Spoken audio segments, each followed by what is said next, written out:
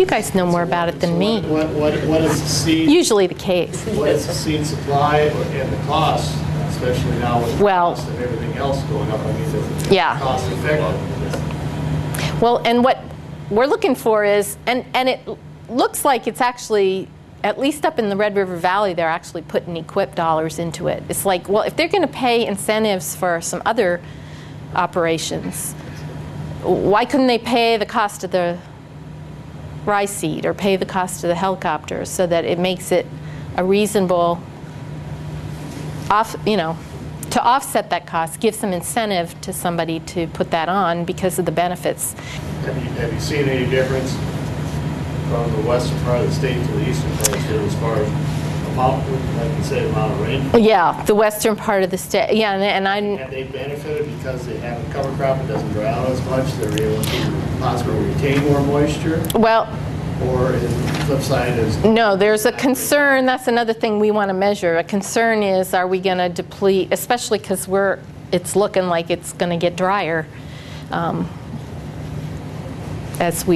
So that's a concern about it. If we deplete moisture supplies where you're not irrigating. I mean, they've been using it in potatoes for a long time. It's great in potatoes, but they're just pouring water on it. So then it doesn't have silage corn and then coming in and we drilled.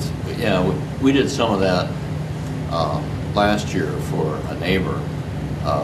We just went in with a conventional till drill and put winter wheat in. Yep. He had a heck of a crop. Yes, you can drill it into silage corn too. Now I'll tell you another worry about my colleague John Baker, working with USDA. They did some work with a big dairy guy out near Morris, Minnesota, doing the silage, and they were able to get a lot of biomass crop from the rye for feeding these dairy animals. They were delighted with this. But last year was a dry year, and they had a big hit on their corn yields. And when they went in for their crop insurance, they said no, because they had had a second crop on that ground. That's nasty. That's really nasty. If they wouldn't have taken that as feed, it would have been all right, right? Right. But, he was trying to get that feed out of it. He's not sure to him to do if he can't, So these are the problems that have to get worked out. There again, that seems to me like a wrong, why should he be penalized for having tried to do a good practice that made sense? Yeah, it's a policy problem.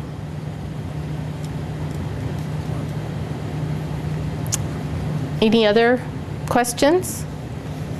Just an observation. I know there's some farmers down in Fillmore County that leave a portion of their rye and harvest that seed to eliminate that problem. It doesn't have to be particularly clean to having the helicopter.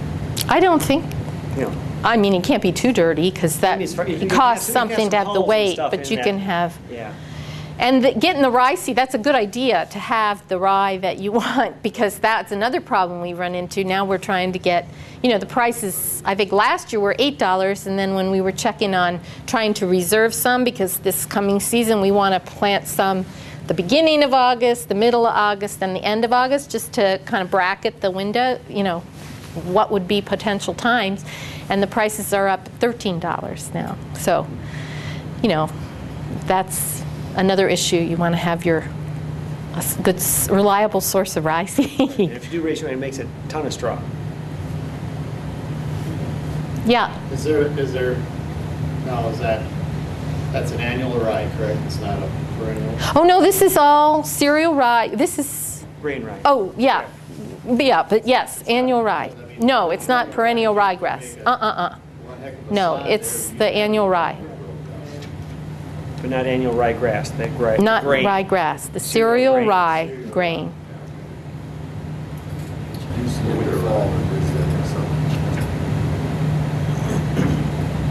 So in the spring it's dead? No, because it overwinters. It's like winter wheat. One year off. It is incredible. It's definitely the most cold tolerant of any. Organic people really struggle timing getting the rollers to grow, because if it's wet, it keeps right on chugging, and it gets to be real Problem. stem to try to get it to break, and that's why they're actually rolling it one way and it comes back the other way to try to get that thing to. Well, and I know that. Once you get it bent like that, then it won't come back, but if you only get it kind of tilted, it'll come right back. And it needs to be. Not by tilling it, just by crimping it over? Yeah, they're doing a big roller crimper. 48-inch diameter rollers. Like giant cultipackers have? Yep. Okay. Just like you were rolling linoleum. Yeah. You gotta have some weight to it. Okay. But they have to, if the plant is like that, they want to make sure they take that joint and get that joint busted. And then it'll just die because it can't? Because it's dead. Okay. But if they just lay it over, then it comes right back up again. And that's So you might have to roll it twice then, you're saying? If it gets too far along. You can't get good enough Tougher and tougher. kill. Sure they have to kind of beat it down twice. Because that's Yeah. one in the garden, it's very tough to kill just by tilling it. Right. Yeah, and that's the other thing That's with their for weed control is do they mow or plow it, Yeah. disc it, Yeah, and and get that's- it back into shape, and then all, just like you say, it kind of destroys your Yeah. soil structure. So I know what they're adding. Paul Porter's been looking at using the rye in organic soybeans. And then I think they're also looking at whether there's some other rye varieties that might be easier to deal with, or even trying some triticale and other crops that might not. Because the rye is big. At the no-till conference, they talk about Oregon rye, and just, and whether the supply is going to continue to meet this demand, that's the Yeah. question. But that idea of basically growing your own and having that seed supply there every year would be, if the timing of that harvest would be, get it harvested by the time you get it clean, you're ready to put it back out. So, Yeah. It's earlier than normal. but there again, are you going to feed that for yield? Yeah. Right. There's a lot of questions. A lot of trade-off. That needs to dial it in for Wisconsin, Minnesota versus a Yep. wetter area versus a drier area versus Yeah. Iowa and so on. So, good research though. Yeah, I think it'll be. Keep the cereal people busy. Have you done much work with clover or the cured clover? I know. Craig Schaefer has done a lot with that, and I'm not that. And I think John Baker was going to be trying some of that out too. I know that sometimes they've had a real hard time getting good establishment, but I don't know if he's worked out the kinks in that. It seems like if you can get it established, that can be really good, but sometimes it's tricky to get it established. Any other questions? I'm so glad you guys knew all these answers. Yes.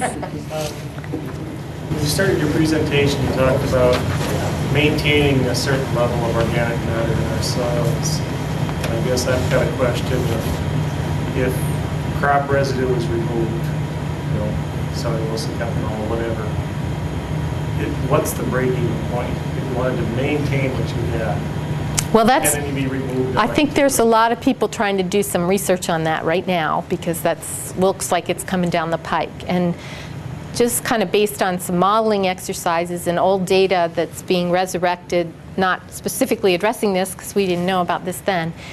I know Jane Johnson out at Morris, she thinks you'd have to leave, and a number of others, that you'd have to leave at least 30% of the residue behind to not start a negative impact organic matter and your soil quality. And that's not considering erosion, that's just considering organic matter. That's right. That's right. That's just the removal of that organic matter source, because that's what's keeping organic matter. You can do a back of the envelope calculation. I have my students in my class do that.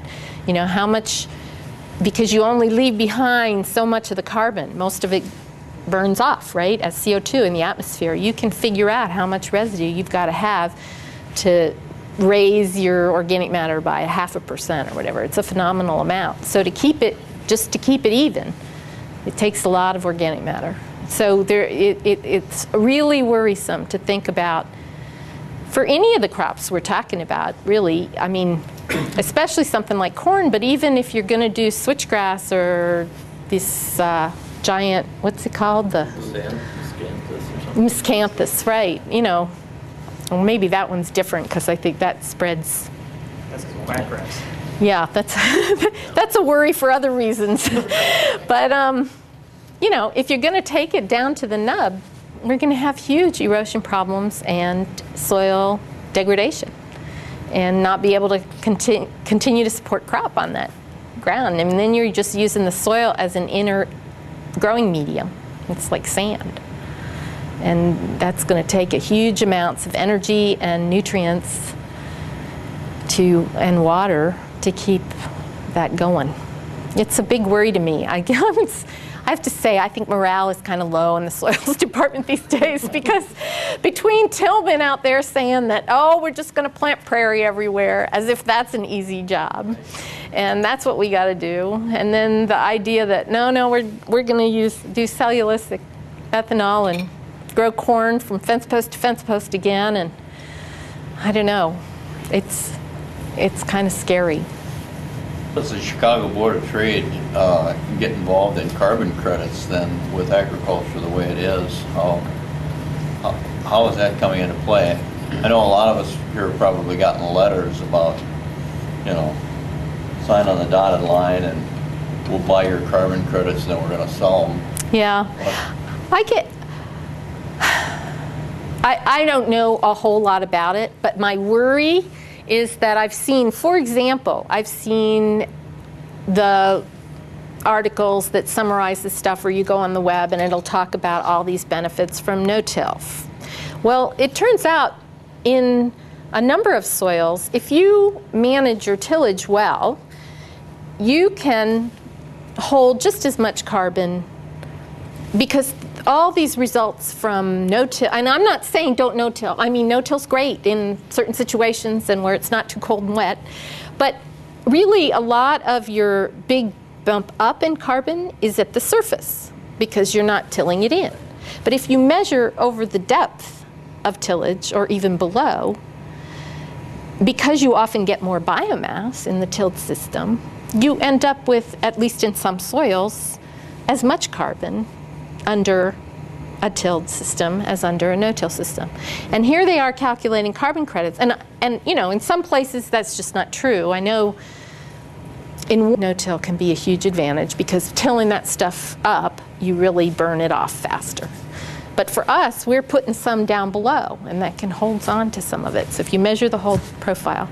And yet they're saying, well, since you're going to have 30% more carbon, we know we're going to trade these as carbon credits. And I'm just thinking, is this all for real, or is this all a hand-waving exercise? So I guess my worry, it's kind of like when I paid $5 to get carbon, you know, an extra $5 that was going to go to a good carbon cause for my airplane ticket. You know, it's like, I'll do it because it's maybe going for a good cause, but I don't know how much science it's based on or whether it's going to make any real difference. So I haven't really seen the benefit. Do you know people who are actually working with the carbon markets yet? I think there's a lot of waiting and seeing. Place in Chicago, I think.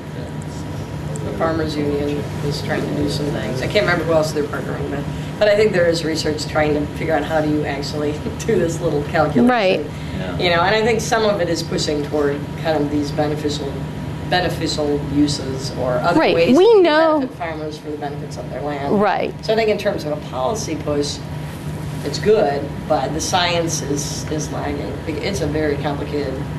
I don't even think they know all the variables. Right. And it isn't easy to measure these active carbon measures. That would be the way to really tell.